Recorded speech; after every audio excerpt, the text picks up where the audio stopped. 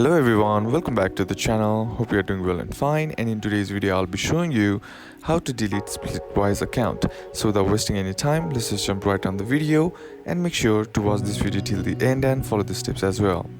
Now the first thing that you need to do is head over and open up your SplitWise app, and once you open up your app, what you need to do is be sure to be logged into your account as well.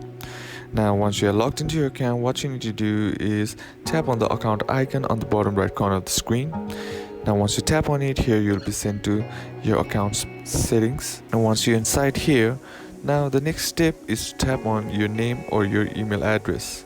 So just simply tap on it, and once you tap on it, here you'll be sent to your account settings.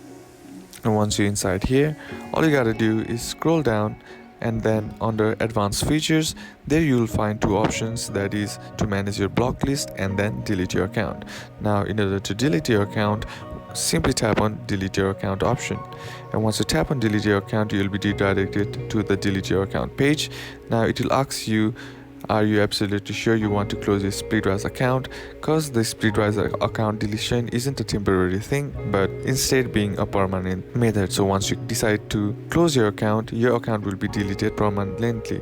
So think about it, and then in order to delete it, all you gotta do is enter in your current password and then tap on the delete your account option, and then follow the on-screen instructions to completely delete your account. And that's basically how to do it. And that's it for today's video, guys. Hope this video was useful to you. Leave a like if it did, comment down below what the next video should be on, consider subbing to the channel. Thanks for watching. Bye bye.